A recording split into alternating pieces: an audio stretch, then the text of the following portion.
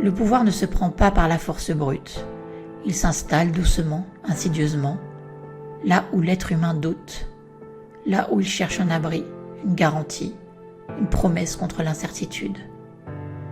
Mais je ne sais pas si tu as remarqué, dans la nature, rien n'est certain, et toi tu es issu de la nature.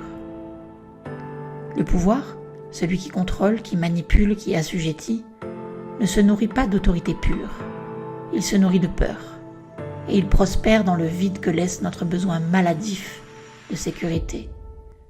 Car plus tu réclames de sécurité à l'extérieur, plus tu déclares intérieurement que tu n'as plus confiance en ta propre force. Et c'est ainsi qu'un être libre devient un être contrôlé. Non pas parce qu'on l'a enchaîné, mais parce qu'il a demandé qu'on le protège. Le pouvoir te dira « Reste ici, c'est plus sûr ». Suis la règle et tu seras protégé. Délègue ta pensée, nous savons mieux que toi. Et dans ton vertige face au monde, tu acceptes. Tu troques ta souveraineté contre une promesse de confort. Tu éteins ton feu intérieur pour rester au chaud, dans une cage.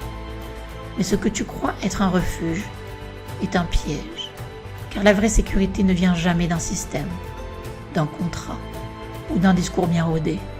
Elle naît d'un ancrage profond, d'un centre habité, d'un sentiment de sécurité dans l'insécurité, d'un lien restauré avec ton essence. Tant que tu cherches la sécurité à l'extérieur, le pouvoir aura la main. Mais le jour où tu retrouveras ta propre boussole, ce jour-là, il ne pourra plus te diriger, parce que tu n'auras plus besoin d'être rassuré, tu seras enraciné. Et c'est là le paradoxe sacré. C'est dans l'insécurité que naît la puissance. C'est quand tu prends des risques et que tu crées, que tu es libre, que tu deviens puissant. Car lorsque tu n'as plus rien à quoi t'accrocher, tu découvres enfin ce qui tient debout en toi.